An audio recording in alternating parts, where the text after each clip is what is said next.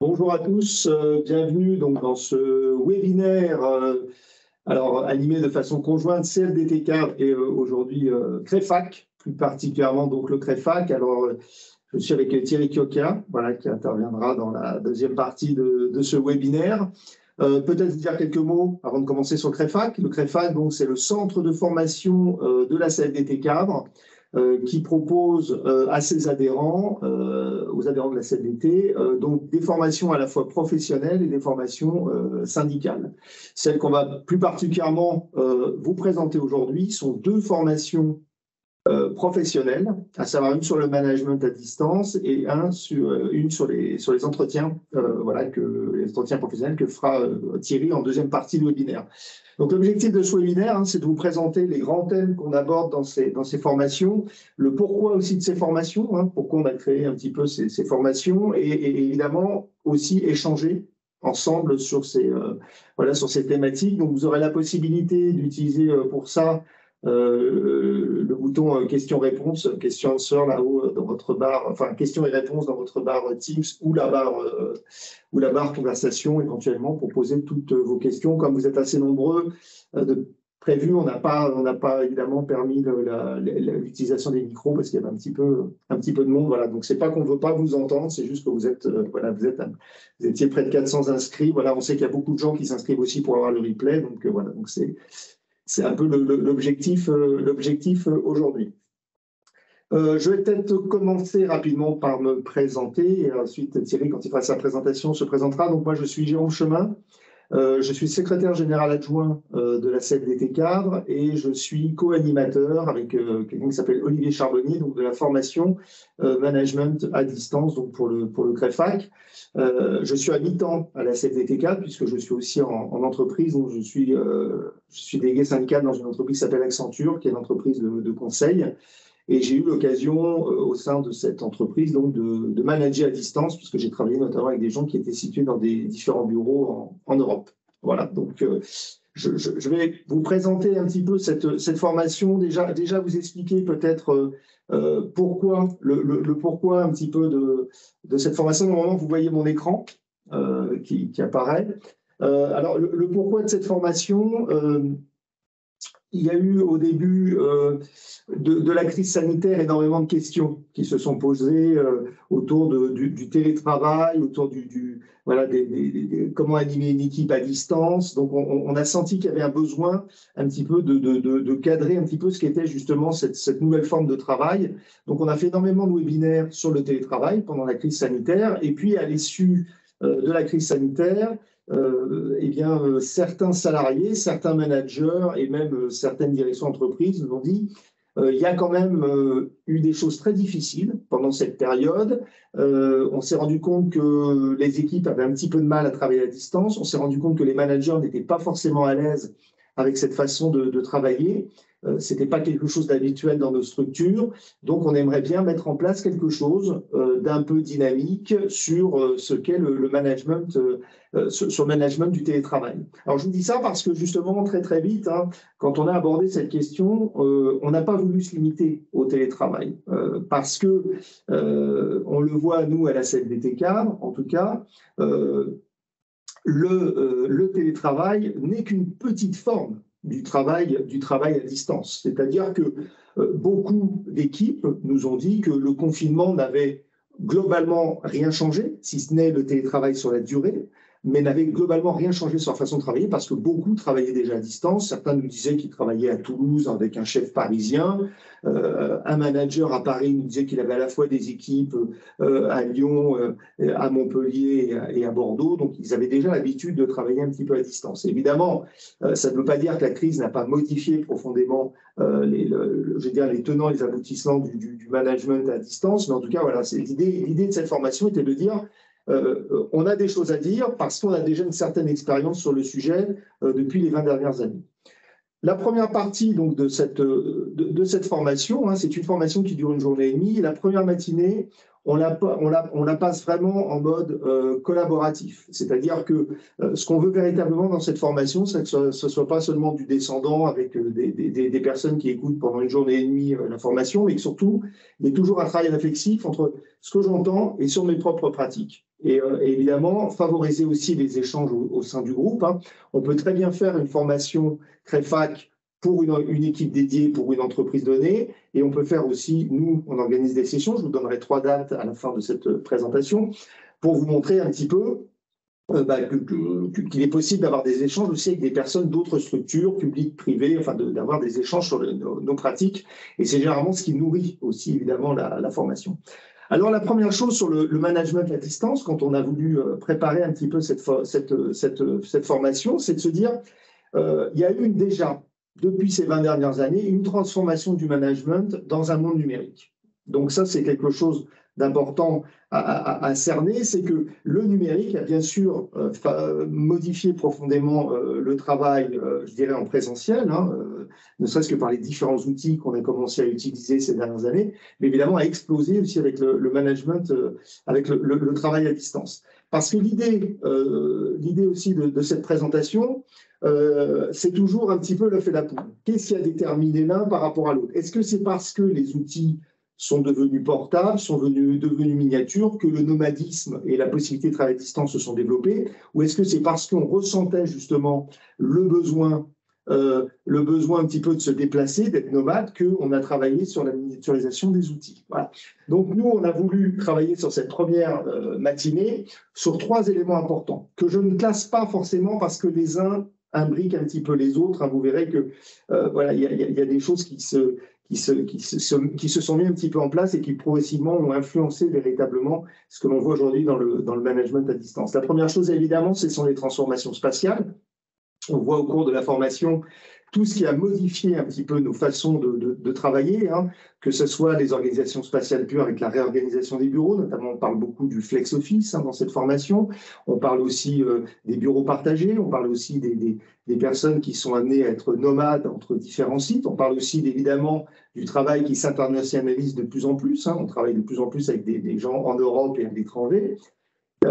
Toutes ces transformations spatiales, sont imbriquées aussi dans des transformations temporelles. On se rend compte évidemment que le temps éclate, hein, on l'a bien vu pendant la période de confinement, les débordements du professionnel sur le temps personnel, à l'inverse, hein, le personnel qui est venu aussi un petit peu bouleverser le temps professionnel. Donc, de voir un petit peu aussi qu'est-ce que ces transformations de ces dernières années ont amené aussi dans le travail des équipes managées, des managers. Ce que je n'ai peut-être pas dit en introduction, qui est très important dans cette formation, c'est que c'est une formation qui s'adresse autant aux managers qu'aux managers. C'est-à-dire que on pense véritablement qu'il faut que les deux parties comprennent véritablement ce qu'est cette forme d'organisation, ce management à distance, pour bien en saisir les enjeux et surtout donner les clés pour une réussite, en tout cas une meilleure adaptation à cette forme de travail. Donc je parlais des transformations temporelles. Et évidemment, transformation spatiale et transformation temporelle ont évidemment un corollaire important, qui sont les transformations organisationnelles. On a vu ces dernières années se développer des nouveaux modes d'organisation. On est même allé jusqu'aux entreprises libérées, hein, sur lesquelles on parle un petit peu pendant la formation, mais en tout cas, de revoir un petit peu quelles sont ces organisations, les organisations en mode projet, les pyramides, les organisations pyramidales qui aujourd'hui sont beaucoup plus aplaties, entre guillemets. L'importance aussi, l'influence qu'ont eu les startups sur les organisations des entreprises, y compris des grosses entreprises et des administrations, parce que ça, c'est le deuxième point aussi de la formation, hein, c'est que c'est une formation, évidemment, qui s'adresse autant au privé qu'au public. Une fois qu'on passe en revue, donc avec toujours des exercices, toujours une réflexion des personnes qui vont assister à la formation pour bien comprendre les enjeux, on aborde une deuxième partie qui, évidemment, là par contre, la crise sanitaire et les changements qu'elle a engendrés. Parce qu'on avait beau avoir des entreprises très préparées au travail à distance, au nomadisme, au numérique, etc. Cette crise a eu évidemment des impacts profonds, impacts qui encore aujourd'hui influencent notre monde du travail et continueront encore dans de nombreuses années à l'influencer. Donc, il s'agit dans ce module, évidemment, de faire un état des changements qu'on a pu observer, d'en faire aussi, de permettre au cours de la formation aux gens d'échanger entre eux sur les ressentis, comment ça a été vécu, comment ça a été vu, etc. Parce qu'on se rend compte, c'est une formation qu'on a déjà testée, hein, on a déjà fait des modules de test, on se rend compte que les approches, par exemple, selon les secteurs, sont très différentes. Voilà, on a eu des entreprises avec énormément de télétravail, d'autres où il y avait très peu de télétravail puisqu'on était avec des salariés de la première ligne.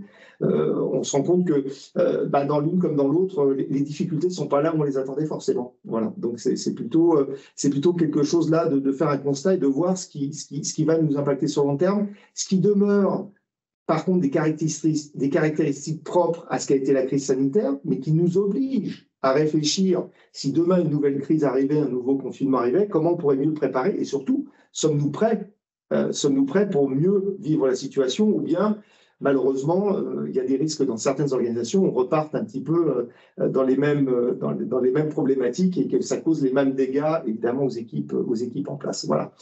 Donc, une fois qu'on a fait un petit peu ce bilan sur la crise sanitaire et les changements, on va se poser quand même la question qui est le cœur de la formation proposée, le manager dans tout ça. Voilà. Qu'est-ce que lui aujourd'hui on attend un petit peu de lui? Qu'est-ce que toutes ces transformations et cette crise sanitaire ont modifié dans son rôle? Quels sont aussi les outils dont il peut bénéficier pour faire son travail dans de meilleures conditions? Cette formation est née aussi d'une petite inquiétude qu'on voit dans beaucoup de structures, à savoir que des gens ont été franchement dégoûtés de la fonction de manager. Et on doit absolument aujourd'hui redorer un petit peu le blason du manager pour pouvoir attirer en fait des gens qui vont être intéressés pour exercer cette fonction. Parce que le pire qu'on pourrait avoir évidemment, c'est que il y a un désintérêt total pour cette fonction de management parce que trop dure à vivre, parce que trop lourde. Parce que peu de reconnaissance. Voilà. Donc, il y a vraiment des choses un petit peu à voir dans cette fonction et en tout cas obtenir des témoignages de gens en tout cas, qui aujourd'hui ont trouvé un équilibre dans la fonction de manager en veillant évidemment à tous les à côté parce que le manager aujourd'hui n'a pas forcément que des situations de travail à gérer, il a aussi des situations personnelles. On parle dans cette formation des aidants, on parle des solidarités, on parle aussi des problématiques souvent liées à la vie familiale. Voilà. Donc il y a des choses, évidemment, le manager n'est plus là que pour en gros manager le travail, mais manager beaucoup, beaucoup, beaucoup plus. Et puis, on termine avec le « et après ». Voilà, c'est très bien. Là, on est, je vous rappelle, enfin, je rappelle pour ceux qui avaient suivi les webinaires sur le télétravail, hein, on avait un objectif un petit peu clair en mars 2020. On s'est dit, on va vivre une période un petit peu difficile mars 2020, et puis septembre 2020, tout sera terminé. On pourra avoir une réflexion un petit peu à froid et tirer les enseignements. Les différents épisodes de crise nous ont montré que c'était bien le contraire. Et je dirais que dans beaucoup d'organisations aujourd'hui, on est encore en train de tirer les conséquences de cette crise sanitaire sans forcément trouver le bon positionnement et sans savoir forcément où mettre le curseur. Voilà. Est-ce que certaines organisations aujourd'hui nous contactent en disant est-ce qu'on n'est pas allé un petit peu trop loin dans le télétravail en signant des accords à 3, 4, voire 5 jours de télétravail? Est-ce que finalement, à force de mettre du flex office partout, on n'est pas en train un peu de perdre les gens? Est-ce qu'on n'est pas en train de démotiver les jeunes parce que les encadrants ne sont plus sur place pour les encadrer, mais sont en télétravail, alors que eux, les nouveaux, sont là, présents au siège? Voilà, donc il y a vraiment des choses à tirer un petit peu de tout ça et essayer d'installer certaines pratiques et certaines mesures, en tout cas, pour avoir un management qui, en tout cas, le management porté par le CREFAC, porté par la CFDT, à savoir un management de qualité qui respecte les individus et surtout qui permet aussi, comme je le disais tout à l'heure, aux managers de travailler dans de bonnes conditions. Je me disais que cette formation durait 1 journée et demie. Alors, les modules dont je viens de vous parler, on les découpe sur les 2 matinées. Hein. Matinée du premier jour, matinée du deuxième jour. Et puis l'après-midi du premier jour, il y a un espace qu'on appelle un petit peu un espace de respiration, qui est l'intervention d'Olivier Charbonnier. Olivier Charbonnier est directeur de 2 entreprises hein, qui s'appellent Decide et Interface, une qui travaille sur plus la révolution technologique, les outils, l'apport du numérique, et une autre de ces sociétés qui travaille sur l'organisation du travail. Alors c'est une approche, mais en tout cas, Olivier a une approche très intéressante du milieu du travail. Certaines entreprises le connaissent déjà parce qu'il est intervenu dans des réorganisations d'espaces de travail, avec une approche très très proche, en tout cas de ce que veut la CFDT, en termes d'ergonomie, en termes de réflexion, en termes de place à l'humain. Et Olivier a l'avantage d'avoir beaucoup réfléchi et de nous faire prendre un petit peu de la hauteur sur ce travail qui, comme on dit, est devenu hybride. Mais qu'est-ce qu'on met forcément derrière cette notion d'hybride, et surtout, quel est l'impact qu'a cette notion d'hybride sur les individus, sur les personnes, plus forcément dans le monde du travail, mais aussi dans ce que nous sommes, au plus profond de nous, etc. J'en dis pas plus, c'est un peu la bulle de respiration. En tout cas, Olivier fait toujours beaucoup d'effets quand il intervient, parce que ça nous permet. Ce qui est important de ces formations, je pense que du CREFAC aussi, quand les personnes viennent suivre une formation CREFAC, ils nous disent c'est aussi un moment où on prend le temps de réfléchir et on n'est plus la tête dans le guidon. Et je pense que Olivier a véritablement cette fonction d'ouvrir un petit peu ouvrir les chakras et de montrer un petit peu ce qui se passe ailleurs, et surtout eux ce qu'ils anticipent aussi pour le futur. Voilà, donc 3 formations sur lesquelles vous pouvez vous inscrire. Donc le 8 juin toute la journée, 9 juin au matin, 14 toute la journée, 14 septembre toute la journée, 15 septembre au matin, 16 novembre toute la journée, 17 novembre le matin. Vous aurez le lien qui sera mis par Alexandre donc, dans le chat, et vous avez aussi, si vous avez un téléphone avec un lecteur de QR code, vous pouvez flasher le QR code. Vous aurez accès à la page de présentation sur le site du CREFAC pour cette formation. Voilà, je suis maintenant disponible, je crois qu'il me reste 10 minutes pour éventuellement répondre aux questions, s'il y en a. C'était un webinaire pour présenter la formation, oui. On n'a pas trouvé le moyen de résumer le management à distance en une demi-heure. Malheureusement, j'aurais été vraiment très content de pouvoir vous faire quelque chose là-dessus. Mais en tout cas, c'était vraiment l'invitation était vraiment pour vous présenter un petit peu ce qu'étaient en tout cas ces formations. Le travail à distance, on a essayé, on aurait bien voulu faire un webinaire d'1 heure sur le sujet, mais c'est éventuellement très compliqué. Puis surtout, il n'y a pas ce côté réflexif que l'on fait dans les formations, à savoir vos interventions à vous, ce que vous avez vécu, et surtout comment, voilà, parce que évidemment, c'est surtout l'intérêt, c'est que vous repartiez avec des éléments, pas seulement que vous ayez entendu une belle conférence ou un beau discours de Jérôme pendant 1 heure, mais surtout que vous ayez pu aussi confronter un peu vos habitudes et vos façons de faire avec les autres et avec ce qu'on dit aussi de la formation. Alors, tout ce qui est coûts, modalités, lieux de formation, c'est évidemment sur le site. Donc, pour les prises en charge, je vous laisse aller voir sur le site internet. Deux façons de le faire. Si vous êtes militant CFDT, ça peut être pris sur le congé formation syndical. Ça peut être aussi, voilà, donc il y a une possibilité de faire là-dessus. Si c'est des formations professionnelles, on a certaines entreprises qui les font rentrer dans leur catalogue. C'est arrivé dans 2-3 boîtes où les formations pro, évidemment, formations syndicales, les faire rentrer dans un catalogue d'entreprise, c'est un tout petit peu plus compliqué. En tout cas, les formations professionnelles, on y arrive. En tout cas, ça ne doit jamais être un frein pour vous pour suivre une formation. Donc, si vous avez des problématiques pour la suivre, que ce soit en termes de coût, de temps, n'hésitez pas à nous contacter.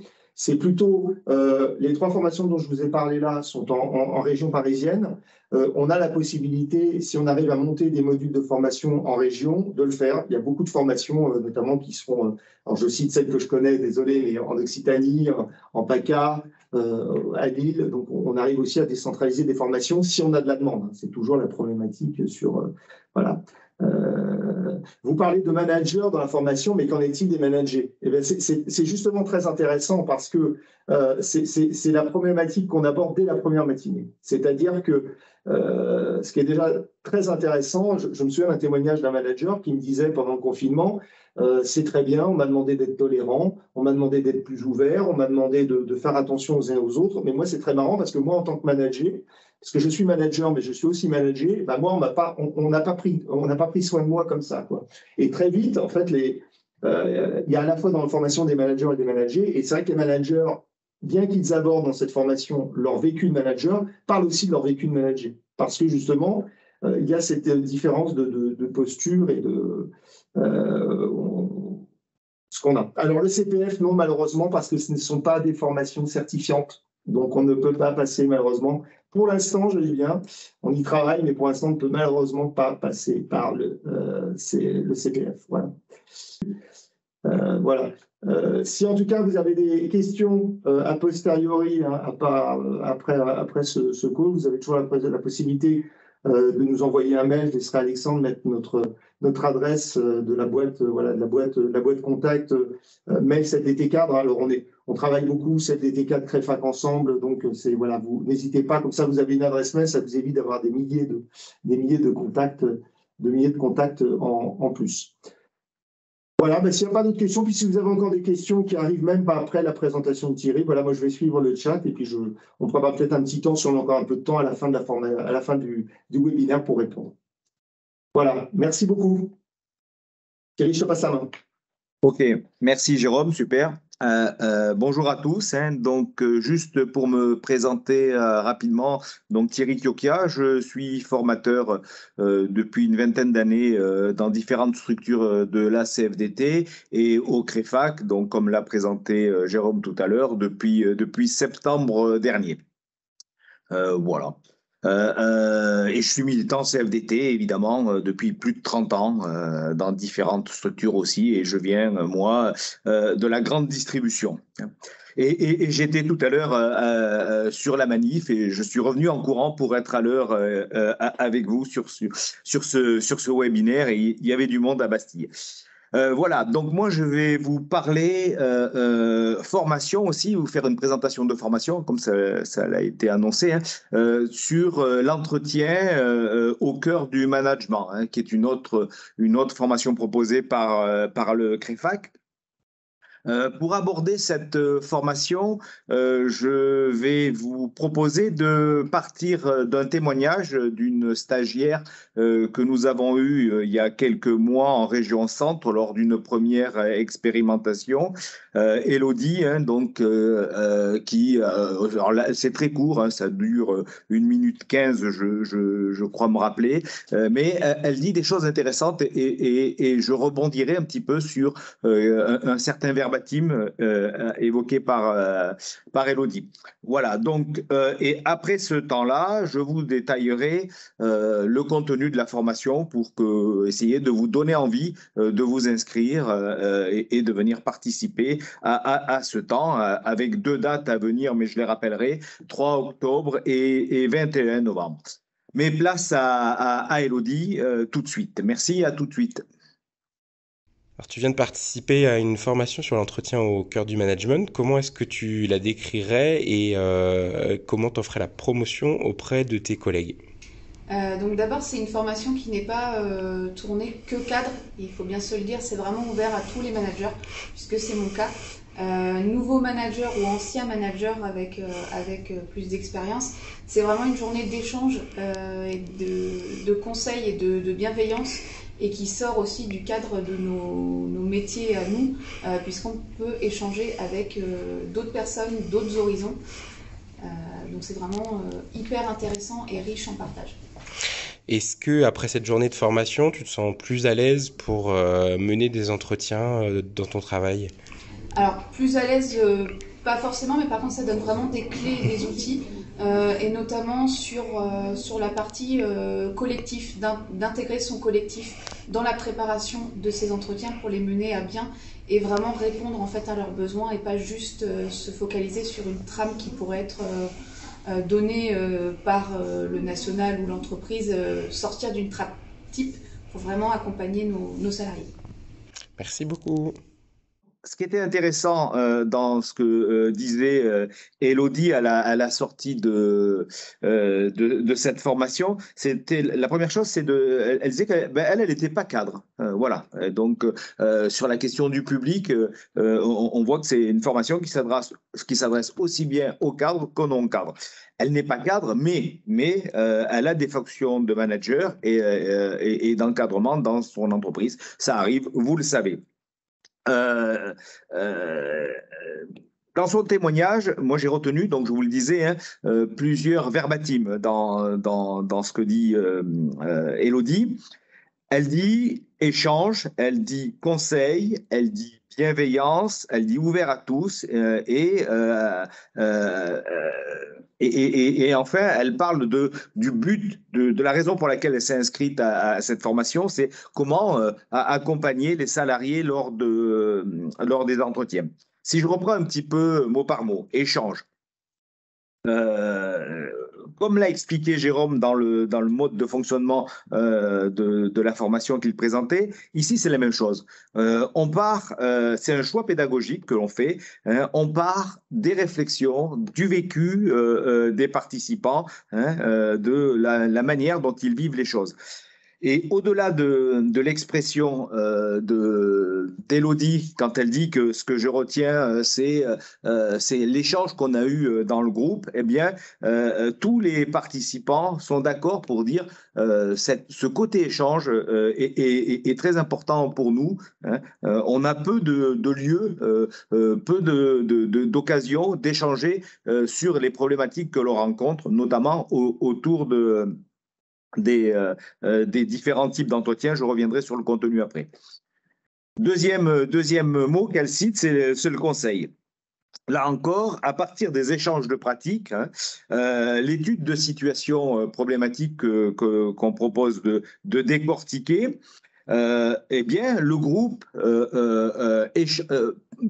le groupe conseil, hein, voilà, si j'avais été à ta place, peut-être qu'on aurait pu tenter ceci, cela, voilà. Et donc, ce côté-là, c'est très enrichissant sur un groupe de 10-12 personnes, hein, ce côté conseil. Chacun repart avec une partie d'éléments de réponse à utiliser dans les situations qu'il aura à rencontrer. Troisième mot qui fait écho à beaucoup de choses, hein, mais qui me semblait important à retenir dans les propos d'Élodie, c'est la bienveillance. Effectivement, à partir du moment où on va échanger sur des pratiques, sur des difficultés que rencontrent les participants, la première des choses, et moi je l'évoque souvent, mais ça se met effectivement en place, hein, c'est cette bienveillance, hein, chacun vivant les réalités propres à son entreprise, au-delà de tout ce qui peut exister en termes de normes, de lois et de choses comme ça. Chaque entreprise mène les entretiens et chaque cadre, chaque encadrant qui doit mener les entretiens, les fait dans un certain contexte, dans une certaine culture, et on n'est pas là pour juger de la manière dont c'est traité dans l'entreprise, mais plutôt d'apporter avec bienveillance donc des éléments de construction, de savoir-être, de savoir-faire plus appropriés. Ouvert à tous, en plus, comme le dit Élodie, hein, parce que cette formation, évidemment, donc vous l'avez compris, s'adresse bien sûr aux encadrants qui ont à mener les entretiens, mais aussi aux salariés qui subissent un peu ces entretiens, alors que si on arrive à préparer ces entretiens, eh bien, les salariés en deviennent acteurs. Et vous verrez que dans la dernière partie de la formation, on aborde les pistes d'amélioration et que cet élément est retenu souvent par les stagiaires. Voilà. Un peu les éléments évoqués par Élodie. Ah si, un dernier point quand même. C'était un peu l'objectif d'Élodie, mais c'est aussi un des objectifs de la formation de voir quelle capacité, comment je peux accompagner les salariés, les préparer en tant qu'encadrant, en tant que meneur d'entretien, comment je peux les amener, les préparer à ce que les entretiens soient quelque chose de constructif. Voilà les 5 éléments qui étaient retenus par Élodie. Voilà, donc à partir de ces témoignages, on voit bien que si vous êtes responsable d'une équipe, d'une entité, d'une collectivité, d'une administration, donc dans le secteur privé ou dans le secteur public, si vous êtes amené à conduire des entretiens, d'évaluation ou des entretiens professionnels, la mise en œuvre de ces entretiens est susceptible d'interroger vos pratiques managériales, voire de vous confronter à des dilemmes par rapport aux idéologies que vous pouvez porter, et notamment en tant que militant CFDT. Donc, cette journée de formation vous permettra de questionner la cohérence entre des pratiques managériales et des valeurs personnelles ou collectives, de vous donner des clés de compréhension, d'enrichir vos pratiques professionnelles à partir d'échanges, hein, je le redis encore une fois, d'échanges de pratiques, et de vous permettre de trouver des marges de manœuvre pour améliorer ça. Je vous propose maintenant de prendre un peu de temps sur le contenu de la journée. La formation dure une journée, hein. Et voilà comment elle se déroule. Premier temps, il est important de différencier les différents types d'entretien et de faire un focus sur la partie légale. Sur cette partie-là, c'est Anne-Florence Quintin qui intervient. Anne-Florence, pour ceux qui ne la connaissent pas, donc, est secrétaire générale adjointe de la CFDT Cadre et déléguée générale à l'ODC, hein, l'Observatoire des cadres. Observatoire des cadres, qui est à l'origine des revendications CFDT sur cette thématique des entretiens. Donc, Anne-Florence fixe le cadre légal, mais apporte les revendications CFDT et permet d'avoir une meilleure compréhension des différents types d'entretiens. Voilà le premier temps important parce que c'est la loi un petit peu et la position CFDT. Puis, un temps important est dédié aux pratiques rencontrées par les militants participant à la formation. La vraie vie, quoi. Comment ça se passe exactement, les entretiens professionnels et d'évaluation dans votre entreprise, même si on se focalise plus facilement sur les entretiens professionnels, on traite un peu les deux volets. Et là, on se rend compte que entre la vraie vie et le cadre fixé par Anne-Florence, il y a des écarts, hein, et on va voir comment peut-être on peut améliorer ça. Toujours basé sur l'échange de pratiques. Le troisième temps on va s'arrêter sur les expériences qui posent problème aux militants, et on va leur demander d'évoquer ces situations. On va en choisir 2 ou 3, et puis ces situations vont être soumises à la sagacité du groupe, et on va essayer de donner des clés d'amélioration pour que ce soit plus des solutions problèmes, mais des temps vraiment dédiés à un échange constructif. Dans un quatrième temps, nous reviendrons plus en profondeur sur les revendications CFDT. Hein. Qu'est-ce que dit la CFDT et la CFDT cadre en particulier sur les évaluations, que ce soit l'évaluation, les entretiens, l'entretien d'évaluation ou l'entretien professionnel, l'entretien sur son métier. Et enfin, pour clore la journée, il est demandé aux participants d'essayer de tirer des pistes d'action, des perspectives individuelles ou collectives pour mettre à profit ce temps de formation.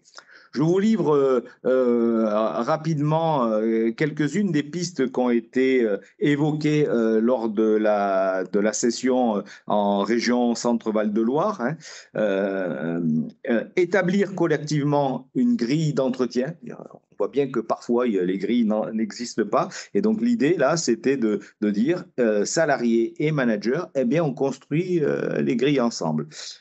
Travailler une communication écrite pour sensibiliser les adhérents à la préparation de l'entretien. Donc là on voit bien qu'on est sur le volet comment on prépare les entretiens avec ceux qui vont les subir. Hein. partager au préalable sur les thèmes des différentes grilles. Il y a des entreprises où il y a des grilles, on a vu ça dans certaines fonctions publiques, où il y a des classeurs, il y a des cahiers avec des grilles très élaborées. Et donc l'idée, c'est de prendre le temps en amont, de dire, ben voilà ce qu'on va aborder au cours de cet entretien. Travailler aussi autour des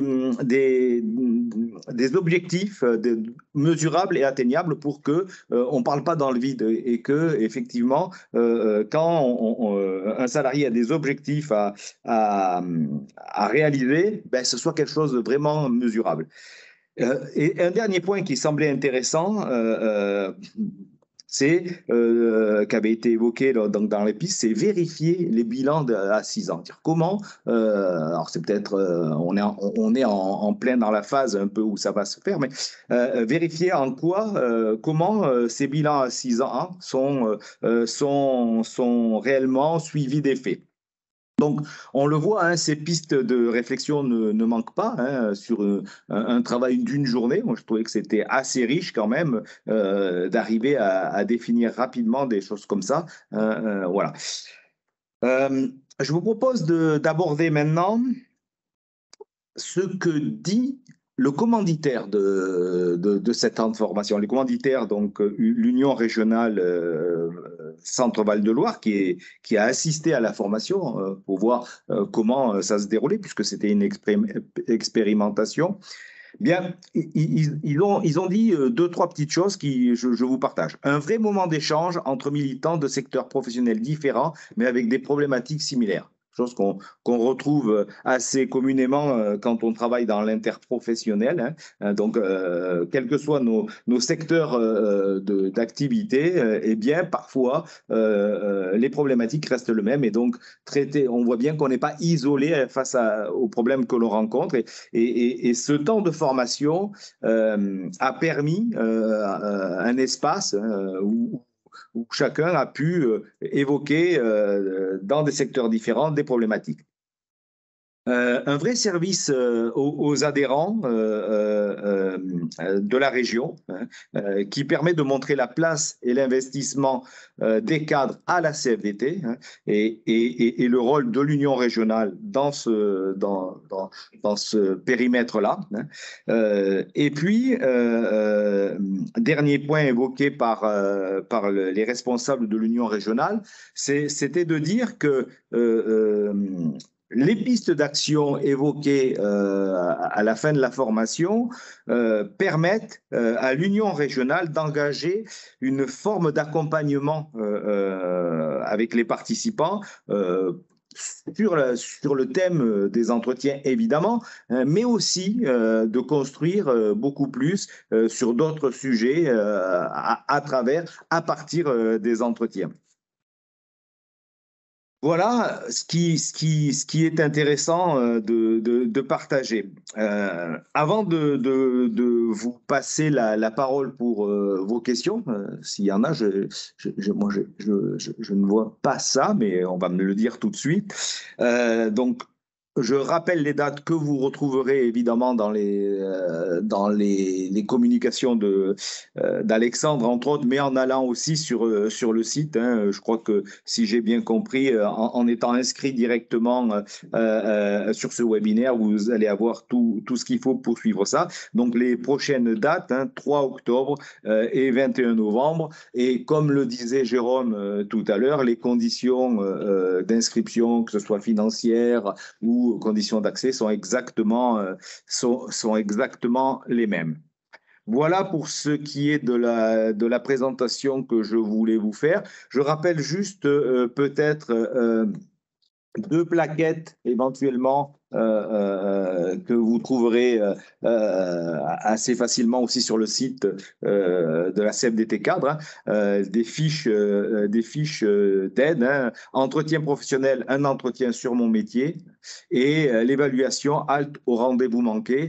Donc ça, pour vous montrer que la CFDT Cadre travaille énormément sur ces questions d'entretien, hein, et qui c'est intéressant pour vous d'aller chercher, voilà, hein, merci Alexandre, voilà l'ensemble des plaquettes, hein, mais voilà les deux plaquettes qui sont en lien direct avec le sujet de la formation sont donc entretien professionnel, un entretien sur mon métier, l'évaluation, halte au rendez-vous manqué.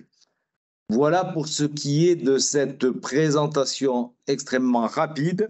J'espère que, ma foi, ça vous donnera un peu de curiosité pour aller détailler ce que dit la formation et venir nous retrouver lors d'une prochaine session qui auront lieu, j'ai oublié de le préciser, à Paris, à Bolivar, hein, sauf autre commande en région. Pour l'instant, il n'y a pas d'autres demandes. Donc, les deux dates que je vous ai données, 3 octobre, 21 novembre, c'est des formations qui ont lieu à Paris. Voilà, je suis maintenant à votre écoute. Oui, oui. Alors, les formations de défenseurs syndicaux, hein, ce sont des formations qui ont lieu, qui sont organisées par les unions régionales et pas ni par les fédérations ni par l'union cadre. Donc, logiquement, il faut plutôt t'adresser, Sylvie, à ton union régionale. Je ne sais pas de quelle région tu es, hein, mais c'est eux qui sont chargés d'organiser cela. Ouais. La question est intéressante parce qu'on a déjà eu des questions similaires sur les formations. Certains demandaient est-ce que vous faites des formations CSE pour les élus CSE, est-ce que vous faites représentants de proximité. Il se trouve que non, parce que ce sont en effet, comme l'a très bien dit Thierry, des formations qui ne sont pas proprement cadres, qui sont ouvertes à tous les salariés, donc c'est plutôt les fédérations et les URI. Toutefois, on a eu une demande un jour d'une équipe syndicale d'une grosse entreprise pour avoir une formation spécifique sur les représentants de proximité avec la dimension cadre. Et ça a été monté, hein, et donc ça, c'est possible. Donc, on est là aussi pour répondre. La plupart des formations que vous voyez aujourd'hui qui vous sont présentées, elles répondent à une demande. C'est pas le CREFAC dans son coin qui se dit tiens, un matin, on va faire une formation sur ça. C'est parce qu'il y a eu de la demande en face. Il y a eu de la demande sur l'entretien pro, il y a eu de la demande sur le management à distance. Vous verrez aussi des formations sur notre site internet sur gestion de conflits, voilà, médiateur et ça. C'est qu'il y a eu véritablement de la demande sur ces sujets-là. Donc, il ne faut absolument pas hésiter à aller voir le catalogue et surtout toujours, si vous avez, il y a quelque chose que vous ne trouvez pas, peut-être que le titre des fois d'une formation n'est pas assez explicite, vous dites est-ce que cette formation aborde tel sujet, le mieux c'est de nous contacter. C'est la raison aussi pour laquelle on avait proposé de faire un webinaire aujourd'hui pour présenter des formations. Pourquoi on présente des formations en webinaire ? Parce que souvent, on a beaucoup fait de présentations de formations par des newsletters, des choses comme ça. C'est évidemment très difficile de présenter le contenu d'une formation dans une newsletter ou dans même un libellé de formation. C'est pour ça qu'on a essayé de rendre ça un peu vivant, de dire voilà concrètement ce que ça couvre et ce que ça ne couvre pas. Voilà. Il y avait une question tout à l'heure quand tu parlais Thierry sur l'entretien professionnel. On disait est-ce que c'est pour les gens qui font les entretiens ou les gens qui les subissent entre guillemets, j'aime pas cette expression, mais oui évidemment c'est d'abord pour ceux qui animent les entretiens. N'importe comment, on a beaucoup de personnes qui sont des managers en devenir et qui sont amenés un jour à faire des entretiens et qui suivent déjà cette formation-là parce que et quand vous suivez un entretien en tant que manager qui fait des entretiens pro, ça vous sert vous aussi quand vous faites votre propre entretien pro avec votre N+1. Donc c'est toujours, comme disait l'autre, on est toujours le manager de quelqu'un finalement. En tous les cas, comme tu le disais, Jérôme, effectivement, hein, ce modèle de présentation de formation permet un échange avec ceux qui pourraient être intéressés et donc peut-être que c'est plus intéressant. Voilà. Bon, si on n'a plus d'autres questions, je vous propose de conclure voilà. On avait prévu 1 heure, c'est bien, on finit un petit peu en avance. Généralement, personne ne reproche de finir en avance, hein, je suis toujours en retard. Voilà, donc n'hésitez pas, en tout cas, n'hésitez pas, une fois qu'on ne déborde pas, je suis très content. Voilà, merci pour vos encouragements, merci pour vos questions, et puis n'hésitez pas à nous contacter, puis on vous souhaite une très très bonne fin de journée. Merci. Au revoir. À bientôt, merci.